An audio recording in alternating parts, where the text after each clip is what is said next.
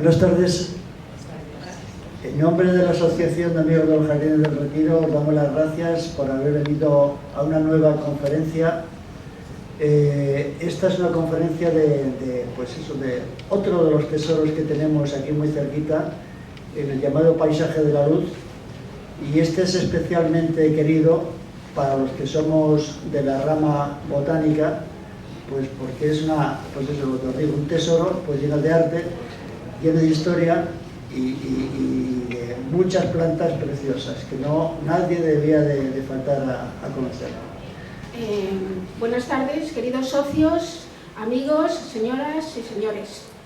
Hoy tendremos el placer de conocer la trayectoria y detalles de la principal institución botánica de España, con más de 265 años de historia y desde 1939 convertida en Centro Superior de Investigación del Consejo Superior de Investigaciones Científicas. Y tenemos el privilegio de tener aquí a su directora, doña Maripaz Martín Esteban,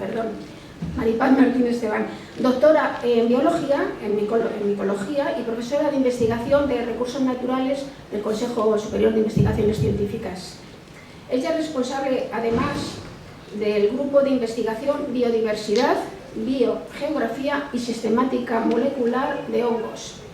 Es profesora visitante en la Universidad de Río Grande de Natal, Brasil, y desde 2019 dirige la revista científica Anales del Jardín Botánico. Es autora y coautora de 250 artículos científicos y ha descrito 83 especies de hongos y dirigido 16 tesis doctorales. Les podría decir muchas más cosas de su currículum, pero si no, no le voy a dejar tiempo para su disertación.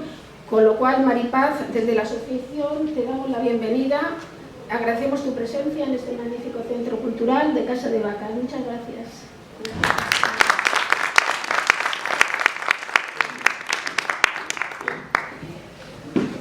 Bueno, pues buenas tardes a todos y la verdad que estoy muy contenta aquí. El día 1 de marzo se va a cumplir 25 años que yo llegué a Madrid como becaria postdoctoral al Real Jardín Botánico. Nadie me hubiera dicho que 25 años después iba a estar aquí, en este lugar tan emblemático también como es la Casa de Vacas, y hablando del Real Jardín Botánico como su segunda directora mujer en 268 años de historia, ¿no? Bueno, que el Jardín Botánico forme parte del Paisaje de la Luz es un privilegio, como lo es para mí el dirigir el Real Jardín Botánico, que les tengo que confesar que realmente da bastante vértigo cuando ya estás ahí en el despacho y tienes que empezar a tomar muchas decisiones, ¿no?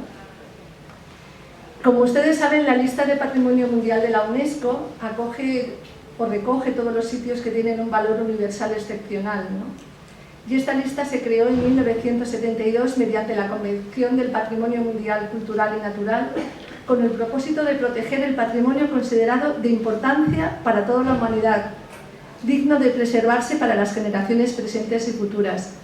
Yo quisiera agradecer no solamente al presidente de la sociedad, a Nuria, por esta presentación tan magnífica, sino también a Antonello de la Notte por esta imagen tan fantástica del Real Jardín Botánico que nos representa y que nos ha representado en todo el Paisaje de la Luz. Y bueno, creo que recoge muy bien lo que es el Jardín Botánico, ¿no? Que no solamente son plantas, son también historia y es arquitectura, etc. Ahí sí. Les quiero hablar un poco de los orígenes. Seguro que para muchos de ustedes es muy familiar lo que voy a contar, pero me parece que no se puede hablar del Real Jardín Botánico en el lugar del Paseo del Prado sin ir un poco a esos orígenes. El Real Jardín Botánico tuvo su sentido aquí en Madrid y sus orígenes gracias a que en ese momento estaba el desarrollo de la botánica por toda una corte ilustrada, ¿no? En el siglo XVIII. En particular, Fernando VI, que en ese momento también teníamos una serie de botánicos importantes. En aquella época, ya saben ustedes que los botánicos no eran como tal, eran normalmente médicos o boticarios, los farmacéuticos antiguos, ¿no?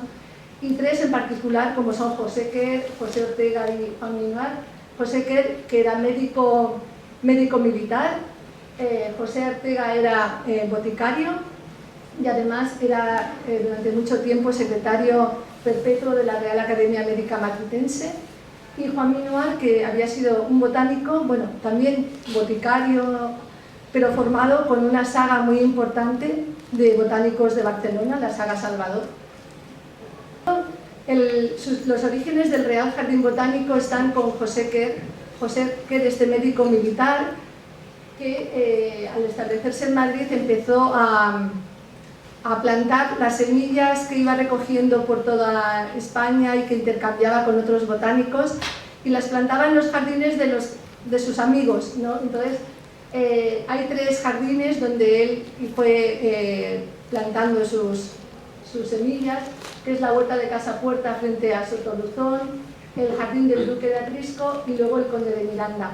Hay un trabajo muy interesante publicado en el Anales del Jardín Botánico en el 2020, que es sobre la ubicación de los jardines botánicos de José Quer y también el de Migas Calientes. Aquí he querido traer estas 6 imágenes, corresponden a la situación de esos 3 jardines originales de José Quer. El primero de su izquierda sería el que estaría en la zona donde está el planetario actualmente.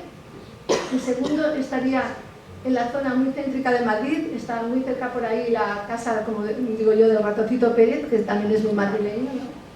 Y luego está el plano de Chalmangrier, que sería el actual Palacio de Liria, donde estaban los jardines, esos 3 jardines que tuvo José Quer.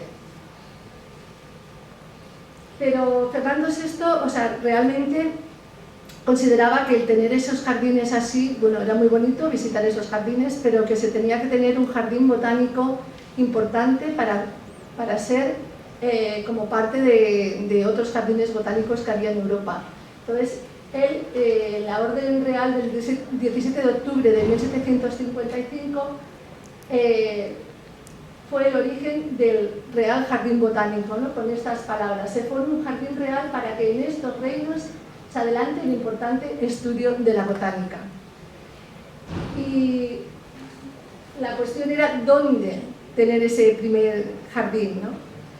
Y esa zona, bueno, pues fue una huerta, la huerta de Migas Calientes, que Luis Riquer, que también era un boticario de Luis I, le cedió a la corona. Entonces, este es el plano original de Marchal de 1724, y más o menos a la derecha tienen el plano de Madrid, un poco de la época, donde se indica con la flecha la situación de ese jardín de Migas Calientes. Y este sería, en un plano más actual, donde estaría la situación de ese jardín de Migas Calientes.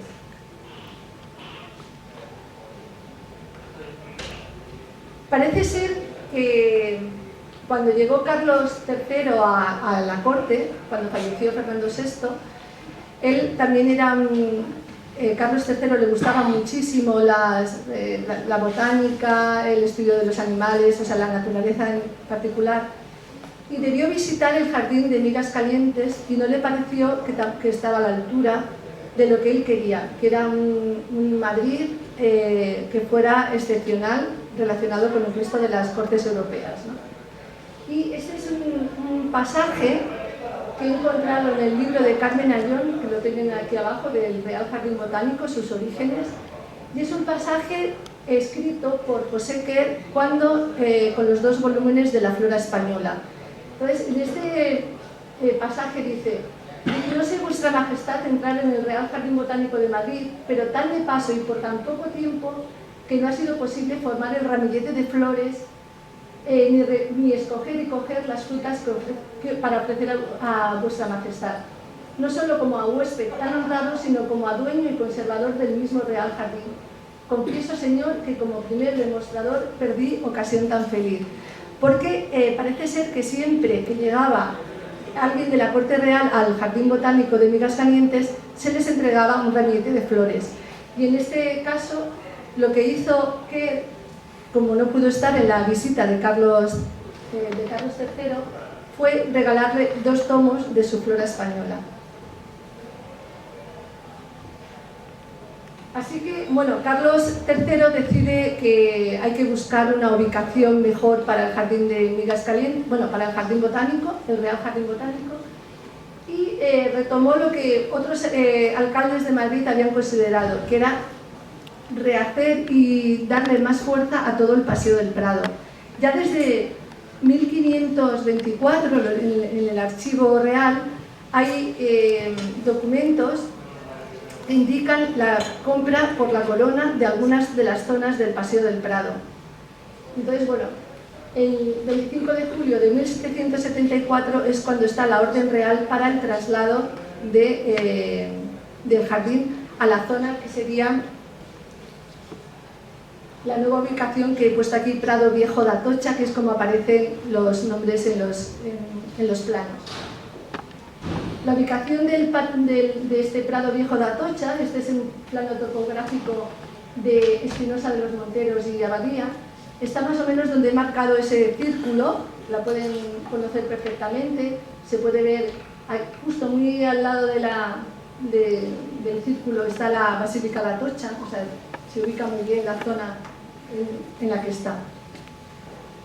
Y aquí les quiero mostrar el primer plano que se tiene del Jardín Botánico.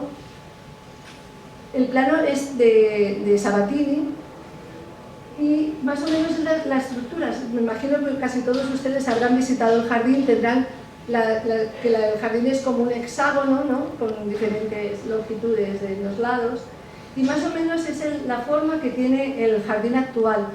Pero este plano parece que no gustó en el momento del diseño.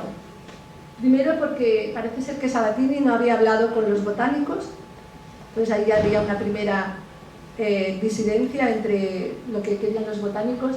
Como pueden ver en la parte inferior de aquí, solamente esto de aquí son fuentes, y son muy poquitas con respecto a toda la superficie.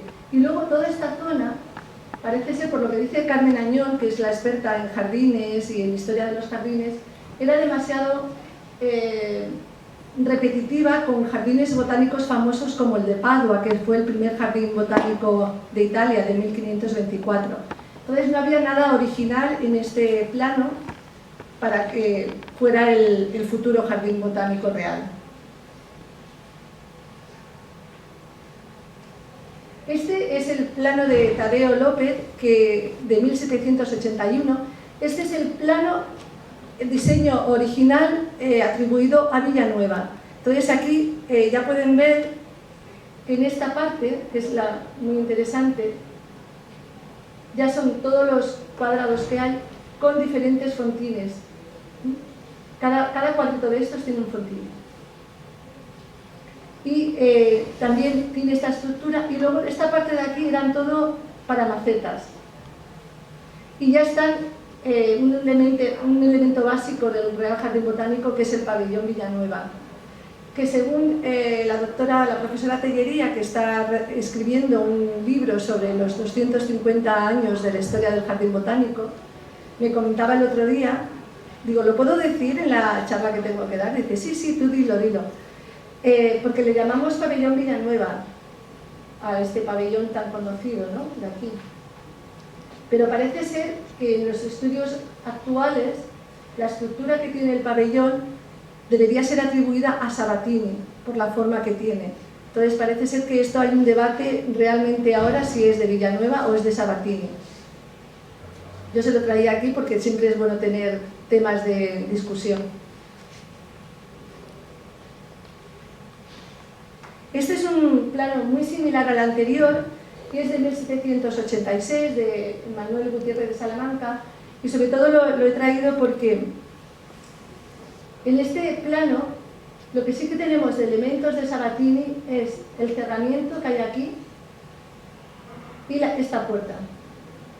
Esta puerta también al principio estaba atribuida a Villanueva, pero en los estudios posteriores con las formas que tiene, seguro también me ha confirmado al 100% que es de Sabatini.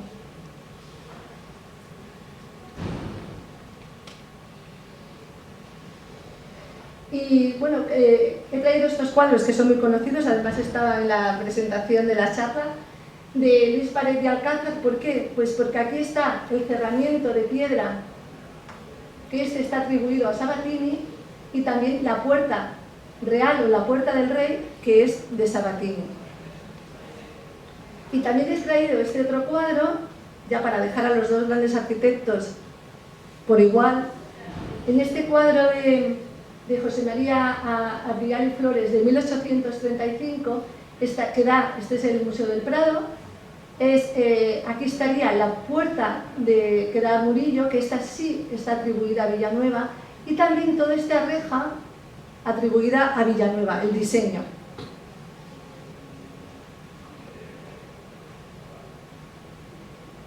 Les traigo aquí casi una primicia, no sé si este plano lo han podido ver en alguna charla, porque este me lo ha enviado nuestra conservadora Esther García Guillén, porque se compró hace unos años en una librería de Madrid, se encontró este plano y tenemos el original.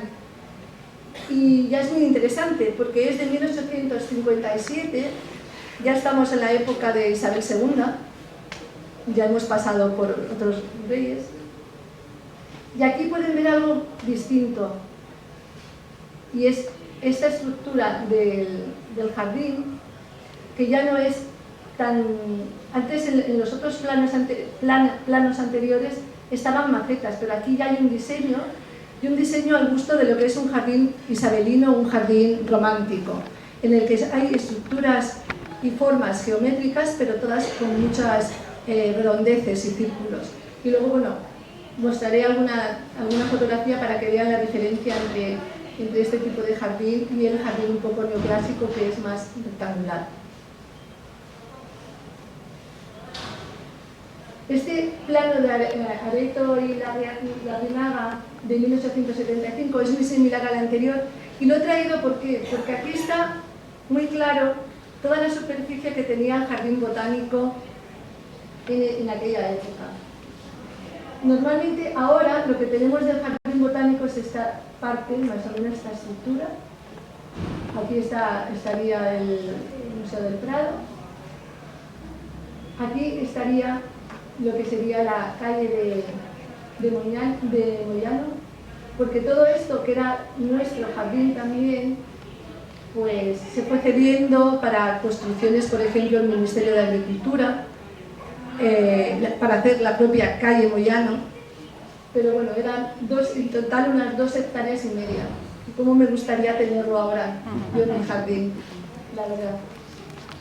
Pero bueno, es lo que tenemos, pero sobre todo es para que vieran la estructura, porque toda esta zona era para viveros, y de aquí se nutría muy bien todo lo que era el jardín botánico. Que ahora lo tenemos muy complicado para los viveros, tenemos alguna estructura por aquí, alguna parte para los dogs, que nos estamos intentando que no tengan parásitos y tal, pero se nos quedó pequeño. Bueno, este documento de aquí, de 1852, es el que les estaba comentando. Aquí se cedía parte de los terrenos para diferentes construcciones distintas, ¿no? Y luego, bueno, desde esa época de 1856 voy a pegar un salto a la época actual, porque no me puedo parar en todo lo que le ha ocurrido al jardín botánico, pero sí que he traído algunas imágenes del archivo para decir que el jardín botánico nuestro es excepcional. ¿Por qué? Porque estamos en el centro de la ciudad. Muy pocos jardines botánicos interesantes, importantes, están en los centros de las ciudades, suelen estar un poco retirados. Por ejemplo, el Jardín Botánico de Kew, tienes que trasladarte durante bastantes minutos para llegar a verlo. Tiene 35 hectáreas, fantástico, muy bien. Nosotros tenemos solo 8,5 hectáreas, pero te tienes que trasladar, no estás en el centro de la ciudad. El Jardín Botánico de Nueva York, que está en la zona del Bronx, que son casi más de 100 y pico de hectáreas, lo mismo, tienes que estar cogiendo varios metros hasta llegar a ese jardín botánico, ¿no? Bueno, pero claro, el tener esa facilidad también nos pilló estar en plena guerra de la independencia, que sufrió mucho el jardín botánico. sufrió mucho cuando la guerra civil. Esta es una imagen cuando una bomba cayó justo en una zona del tejado. También cayó una bomba en un edificio cercano, que también se destruyó una de las paredes, etc., ¿no? Y luego hemos ido cambiando de administración también, con lo cual eso también, cada vez que se cambia de administración, lleva a que haya momentos de penuria, ¿no? Y cuestiones políticas no me quiero meter, pero también, o sea, cuando hay un cambio de gobierno, en aquellas épocas cambiaban los directores, los profesores, con lo cual pues había muchos problemas. Esta es una imagen que me cedió Mariano Sánchez de cómo se veía el jardín botánico antes de la restauración de 1981, en la que ya había perdido todo ese glamour que tenía en los planos, ¿no? Y quedaba un poco como un prado, pero sin ninguna forma. Por suerte quedaban las fuentes las tenemos todas, los fontines, pero tenía esta estructura, ¿no? Vamos a dar ese salto. Ya les comento que la historia del jardín es fascinante, hay bastantes libros, pero vamos a pasar de la restauración que se hizo entre 1974, porque se tuvo que cerrar el jardín, hubo muchas quejas, que me parece estupendo que el público estuviera pendiente de cómo estaba el jardín, pero ya uno de los directores en 1966, Bellot, ya reclamaba que hubiera dinero de inversión en el jardín botánico, que lo vamos a ver ahora en un mapa más sencillo, en un plano. Este sería el plano que yo suelo usar en las presentaciones porque es bastante sencillo. Aquí tendríamos lo que es esta es la puerta de Murillo, la puerta del Rey. Aquí tendríamos la puerta que tenemos acceso los trabajadores del jardín, porque aquí está el edificio de investigación desde 1970, el pabellón Villanueva, con la cátedra de Cabanilles, un edificio donde tenemos toda la parte de cultura y jardinería, y esta parte que era un talud que no se había aprovechado, gracias a la donación de los bonsáis de Felipe González, la que era directora en ese momento, María Teresa Tellería, dijo: muy bien, yo voy a aceptar para el jardín todos los bonsáis que queráis. Él cedió unos 70 bonsáis, pero tenéis que construir un espacio adecuado. Entonces se construyó esta zona de aquí, detrás, que la verdad fue un proyecto que yo cuando llegué al jardín se empezaba a construir. Era en ese momento en el que yo llegaba, pero no estaba pendiente del jardín, porque estaba pendiente en mis oposiciones, etc.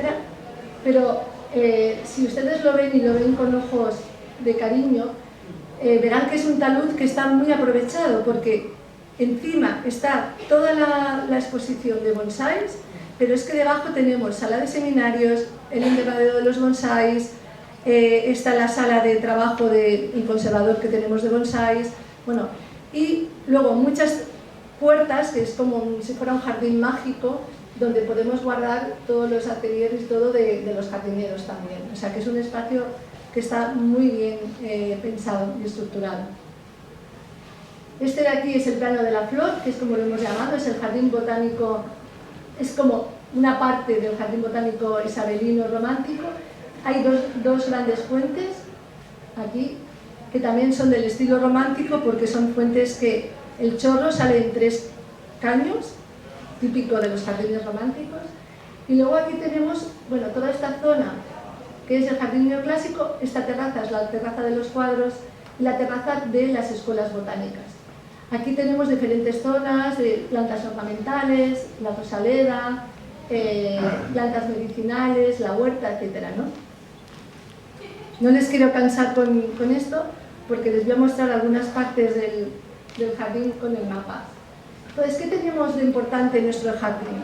Lo que estaba comentando, el trazado. O sea, ahora mismo, después de la restauración de 1781, nuestro jardín es un jardín de jardines, porque tenemos esta parte de aquí, es del plano de Tadeo de 1781, justo con los cuadritos. Se fue mirando, la restauración fue estupenda, por Leandro de Silva, Y tenemos esta parte que es del jardín del plano que yo les he enseñado, que se ha encontrado de 1856, ¿no? O sea, que es un jardín de jardines. Entonces, ¿qué elementos tenemos importantes? Bueno, pues aquí toda nuestra colección de bonsáis. Les tengo que decir que actualmente tenemos más de 108 bonsáis. Es una colección que podemos decir que está entre la tercera mejor del mundo, porque tiene no solamente especies asiáticas, como son la mayoría de las colecciones de bonsáis que se pueden encontrar, sino también tenemos muchas especies del Mediterráneo y bosques, etc. No sé si la conocen, pero yo les invito a visitarla con tranquilidad. Hemos cambiado todos los rótulos para que también tengan la edad aproximada de los años, incluso el maestro que pudo diseñar ese bonsái. Tenemos toda esta zona del emparrado, ¿no?, que está rodeando esta zona del jardín. Y luego aquí, esta es una imagen de cómo ha quedado la zona de la Rosaleda tras la restauración que hemos tenido hace 3 años gracias a una, pongamos, donación, ¿no?, un convenio entre Chanel, porque Chanel celebraba los 100 años del perfume del Chanel número 5, que en una de los perfumes tienen como 3 niveles de esencia, ¿no? Pues en el nivel del corazón tienen una rosa, y a Chanel se le ocurrió que cómo festejar esos 100 años de su perfume, lo mejor era hacer una acción específica con algún jardín botánico. Tuvimos la suerte de que nos eligió a nosotros, ¿no? Y luego la importancia que tienen los fontines para tener esta imagen. Esto es muy importante en los jardines neoclásicos, tener una visión de todo desde un punto a otro del jardín. Aquí tenemos otros elementos que son muy importantes. Yo le comentaba el emparrado que es del siglo XVIII, de 1786, que está aquí en la imagen, que también hemos tenido la ocasión de estar totalmente restaurado. Y en la actualidad tiene más de 540, aproximadamente 542 variedades de uvas, tanto de mesa como de vino. No son cada una variedad distinta, podemos tener la misma variedad pero de 2 zonas diferentes, porque siempre la misma variedad en 2 suelos distintos o en 2 zonas de temperatura puede variar la calidad del vino, ¿no? Está restaurado. Tenemos, por supuesto, la estufa de Las Palmas o de Graels, de 1856, que es de hierro fundido, y bueno, es una representación fantástica de la arquitectura de esta época. Justo es similar al Palacio de la Exposición de Londres de 1850, está una estructura similar. Y cuando vayan a visitarlo, fíjense muy bien en la parte de la cubierta, porque es muy interesante. Es una arquitectura basada en... Se conjugaron en aquella época en Londres 2 elementos: la Exposición Universal, que se tenía que crear un pabellón, y por otro lado llegaba la Victoria, que es, como diríamos, el nenúfar gigante que hay en Brasil, ¿no? Entonces, cuando se cultivó y creció en el Jardín Botánico de Kew la hoja de nenúfar, pues la gente interesada en las construcciones y en que todo fuera más, que fuera consistente, pero no fuera muy pesado, se dieron cuenta de que una gran hoja de nenúfar, que puede tener hasta 2 metros, ¿no?, de diámetro, estaba flotando, y además, si había un animal sentado, aguantaba, no se hundía, ¿no? Entonces, esta estructura está basado, cuando le das la vuelta a la hoja de la Victoria, tiene esa forma. Luego en casa lo miran tranquilamente y podrán ver que es esto. Y por supuesto he querido traer aquí las 2 puertas para que se vean cómo están actualmente. Es la de 1781, que hemos dicho que es de Sabatini, y la puerta de Murillo de Villanueva.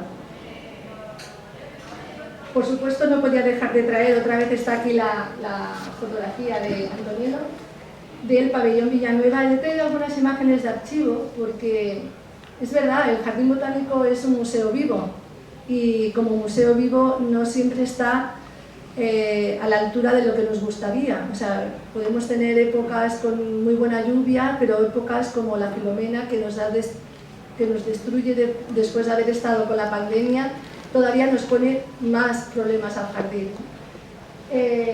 Lo estamos mejorando muchísimo en estos últimos años, pero bueno, ha habido épocas terribles. Por ejemplo, aquí en 1868, este es como estaba el pabellón Villanueva, que se había perdido bastante su estructura. Aquí en 1933 se les ocurrió hacer un piso extra encima del pabellón Villanueva para tener biblioteca, archivos, etc. Y aquí es como más o menos está ahora actualmente, después de la restauración de 1981, que se volvió a quitar todo este piso. Bueno, no es que ya se quitara, es que estaba totalmente destruido. He visto fotografías, no las he querido traer, porque era totalmente deprimente cómo estaba el pabellón Villanueva antes de la restauración. Y cómo no, tenemos la suerte de ser un jardín histórico, artístico histórico. Y aquí tenemos las cuatro esculturas que están en el Paseo de las Estatuas, que son 4 de los directores que ha tenido el Jardín Botánico. José Quer, Simón de Rojas Clemente, es la persona que hizo trabajos de bibliotecario, pero también recolectaba muchas vides de toda España, y en 1820-30 ya en el Emparrado puso toda la colección de vides que él tenía. Esa colección de vides se perdió con la filoxera en toda Europa. Las vides fueron destruidas en casi toda Europa, pero por suerte en el Jardín Botánico, que tenemos un herbario, tenemos todavía ejemplares de la época de Simón de Rojas Clemente. También está Mariano Lagasca como escultura, y la de Antonio José Cabanilles, que era uno de los grandes directores del Jardín Botánico. Lástima que él solamente pudo ejercer como director durante 4 años, de 1801 a 1804, porque falleció muy prematuramente, pero organizó todo el herbario, la biblioteca en esa época. O sea, estaba haciendo un trabajo magnífico. Tenemos también esta escultura, que seguro que todos lo conocen, en la glorieta de la Niña, escultura de Frederic Marès, que además es muy interesante porque esta fue Premio Nacional de Escultura en 1923. O sea que tenemos una joya que también se restauraba hace unos años, porque estaba también, hay fotografías que salen todos los hongos y tal que habían cubierto la escultura.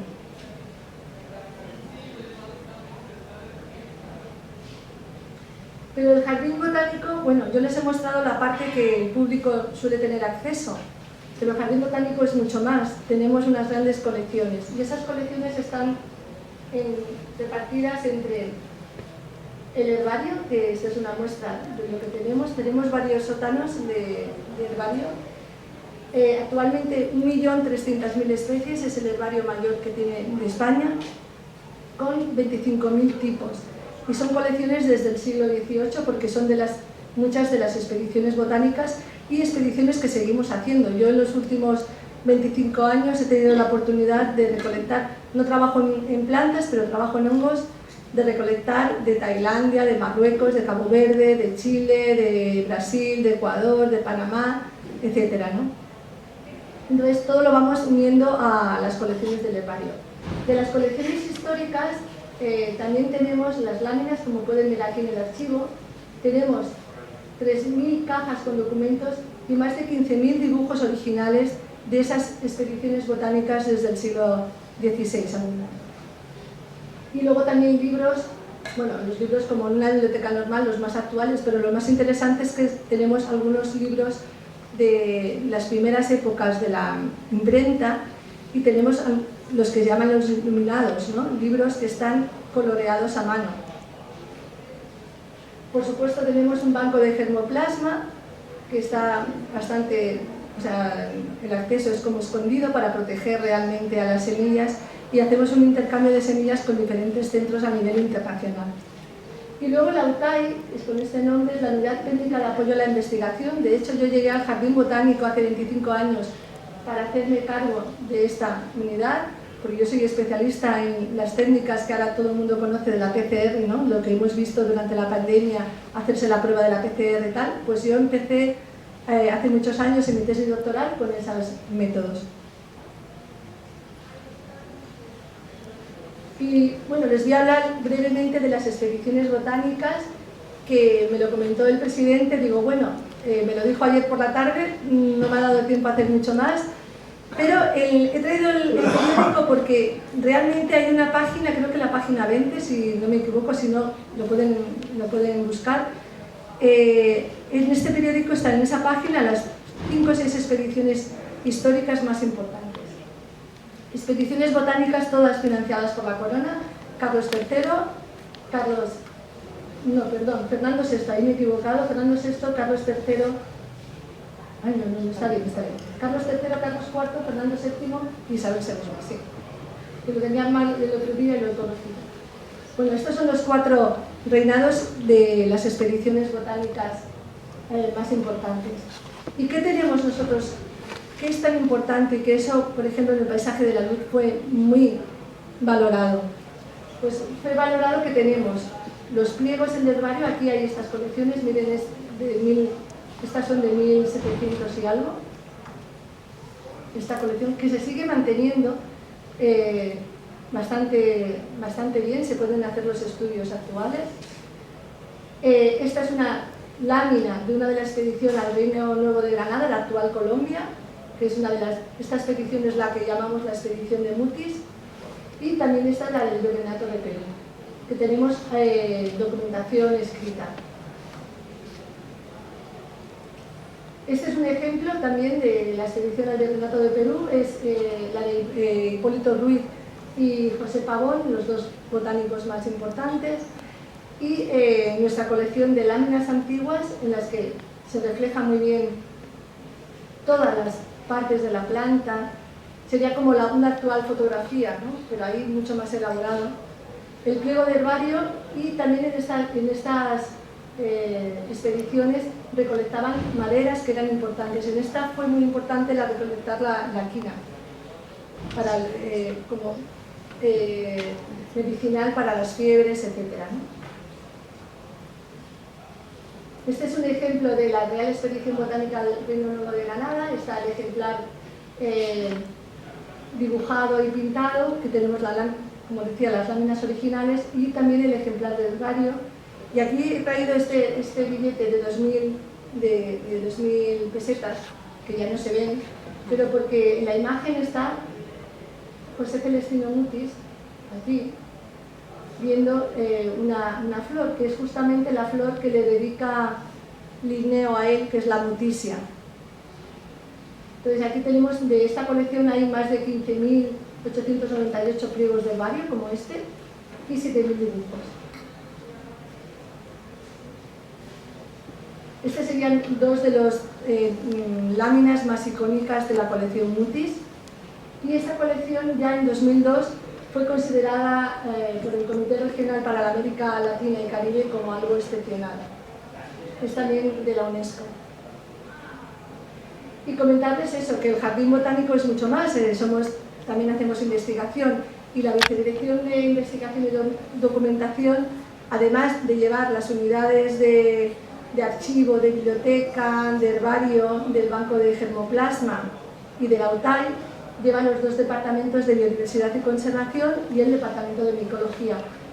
Muy brevemente resumido, pues todos los trabajos que se hacen desde recolección en el campo, de las expediciones que seguimos haciendo, los trabajos de morfología, trabajos de análisis molecular para identificar especies muy próximas, cultivos, etc.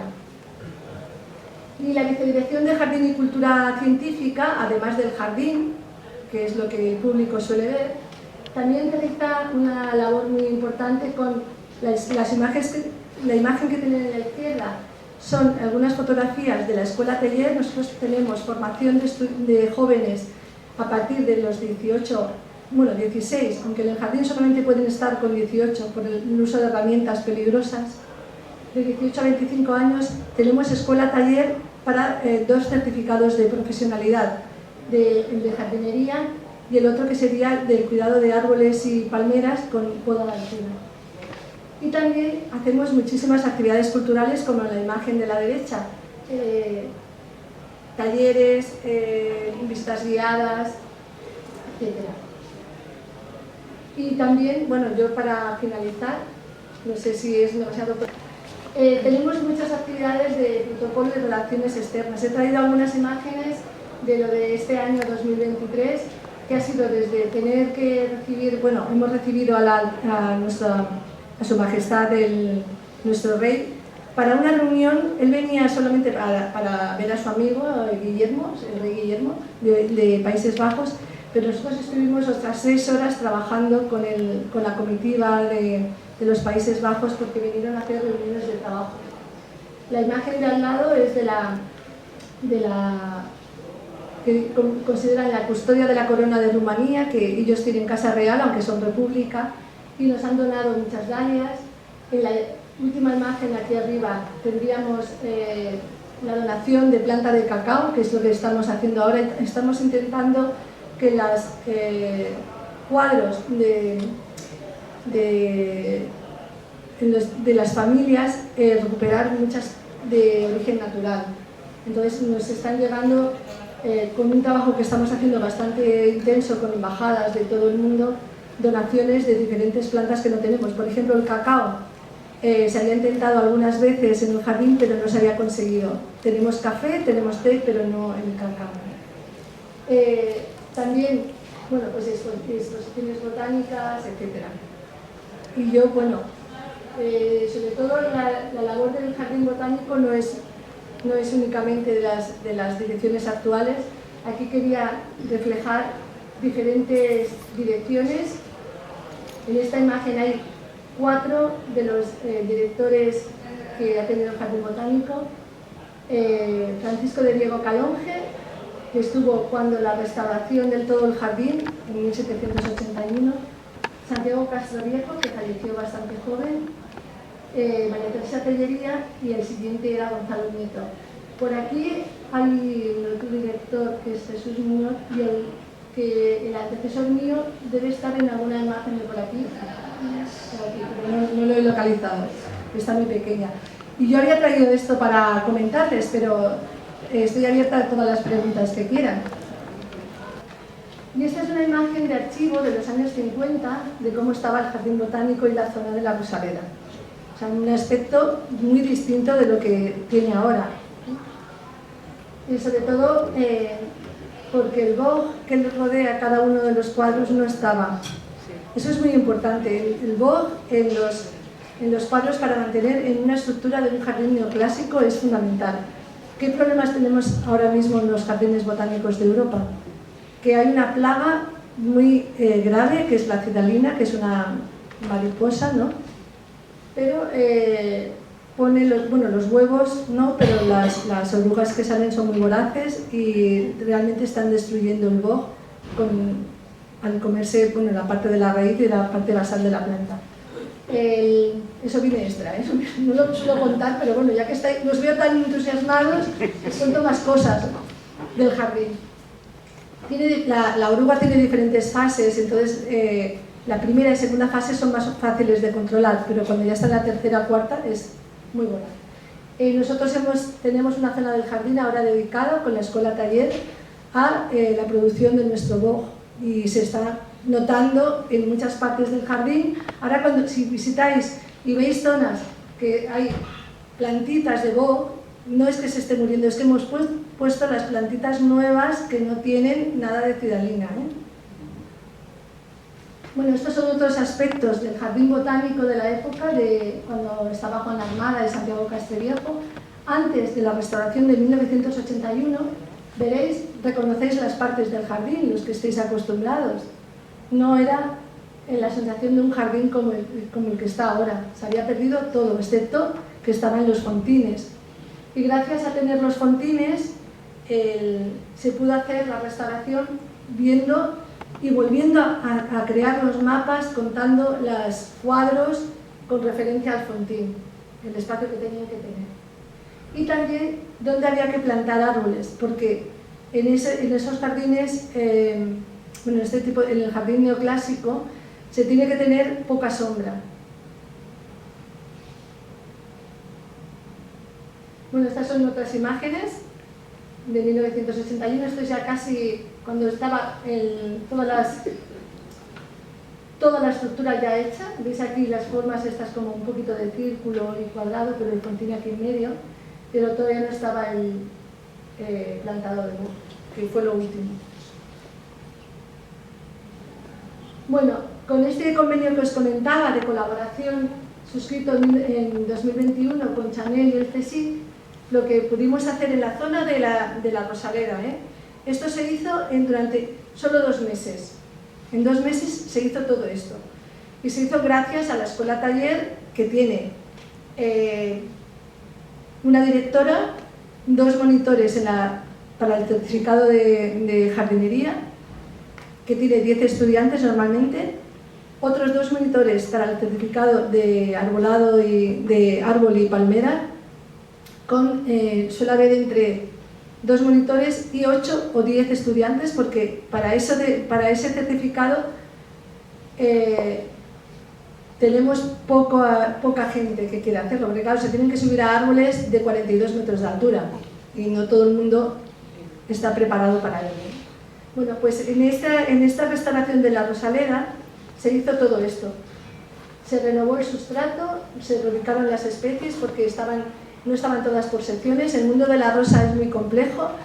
Hay más de 30.000 entre especies, variedades, híbridos. Entonces es súper complejo. Las secciones, incluso hasta los mismos obtentores, no suelen decirte la sección porque ya entre tanta mezcla de una y otra no saben todavía.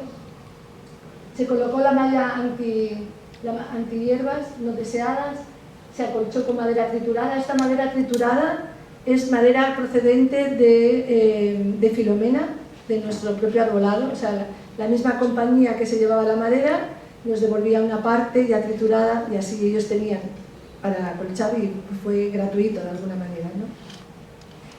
Se plantaron nuevos especímenes, se restauraron bordillos de caminos y se restauró el sistema de riego. Todo esto se hizo en esos 4 cuadros de la Rosaleda. Aquí hay una imagen de diferentes trabajos para que veáis, desde rotulando la tierra al principio, poniendo el acolchado, trabajo de albañilería dentro de lo que es el jardín, etc. Y luego también, gracias a este convenio con Chanel, lo que hicimos fue este panel, que bueno, está en español y en inglés. El panel es como otros paneles que hay en el jardín y que estamos renovando. Pero lo interesante en este panel es que aquí hay un QR. Yo soy una fan de los QR desde que mis hijas, cuando eran adolescentes, cuando íbamos a algún sitio veían un QR y con el móvil decían: ¡ay, David, qué dice esto! Si estaba el QR, se ponían, lo miraban y lo leían en el móvil. Pero si estaba el cartel, como que pasaban, decían: uy, esto es para los mayores, esto es de otra época, ¿no? Pero entonces, ya verán que cada vez vamos incorporando más QRs en el jardín por eso también, ¿no? Porque la gente joven se anima: uy, ¿qué será esto? Entonces aquí en este QR está muy bien porque nos lleva al plano de cada uno de los cuadrados, eso lo voy a mostrar ahora, y ahí podemos, o por el número de la muestra o por el nombre, saber datos de la rosa. En vez de poner toda la información en cada una de las rosas, que eso quedaría muy antiestético en el jardín, pues se puede ver con el QR.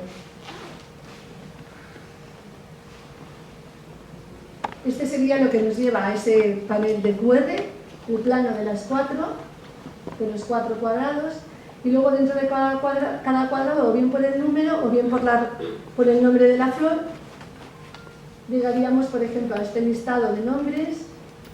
Y si estás con la rosa agrestis, esta es una rosa, es una especie de rosa, no es ni un híbrido ni una variedad, es una rosa silvestre, como si dijéramos, y por eso aquí, en esta zona, no hay un nombre de un obtentor, ni un año, ni nada, porque es una rosa natural de las primeras rosas, ¿no?, de especies. Y lo que también nos gustó mucho es poner símbolos así fáciles de leer para el que no quiere leerse todo, pues decir: bueno, pues mira, tiene el número de pétalos de 5 a 7 y tienes espinas así.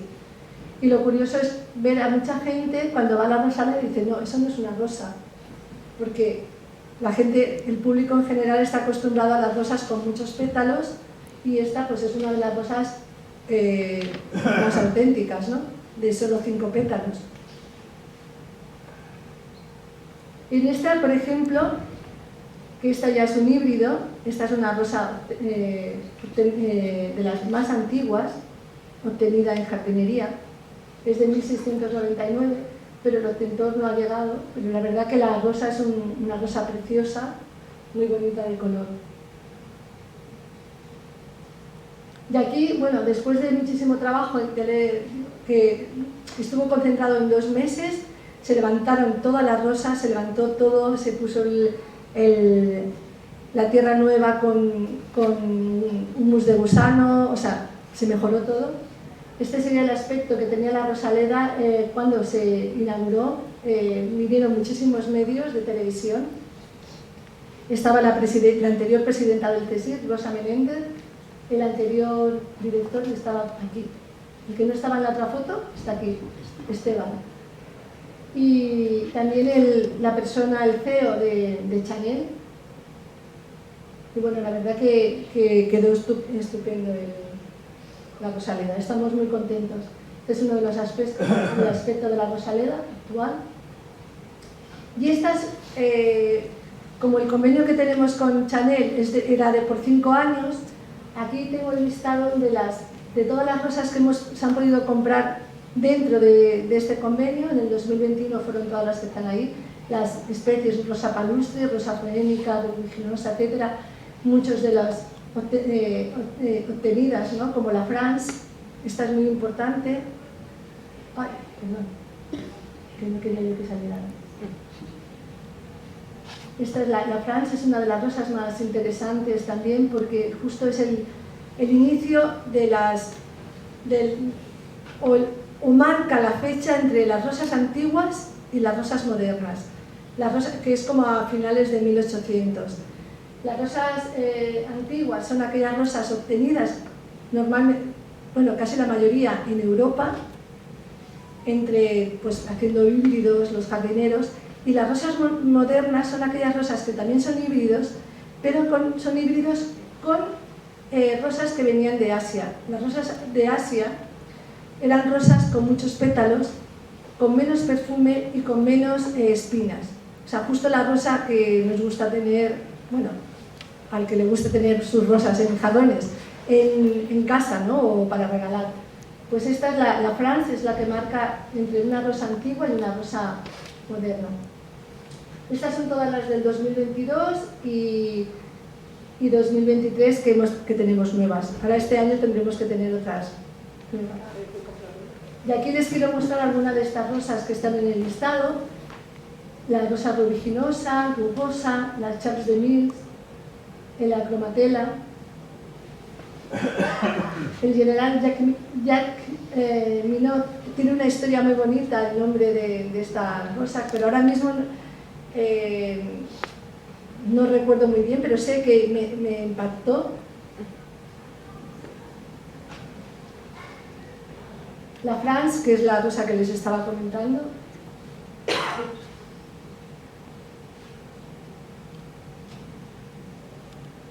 Y luego estas son del 2022, y aquí, bueno, algunas de las rosas, a mí, mis rosas preferidas son, si puedo decirlo, son estas. Por ejemplo, con esos colores que van de casi blanco en los pétalos exteriores, ¿no?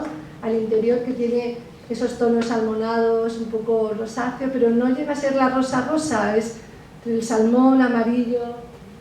Esta Clotilde de Sorolla es muy bonita, dedicada a la mujer de Sorolla, el nombre.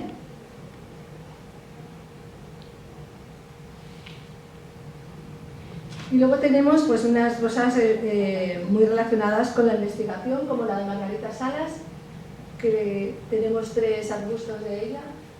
Esta rosa Pau Casals, que también es preciosa, tiene como el botón rosado. Y las del 2023, que bueno, pues son todas.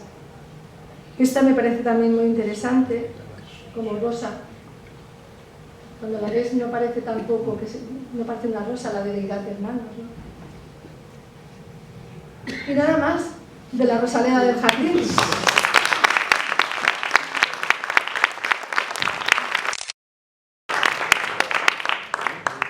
Gracias.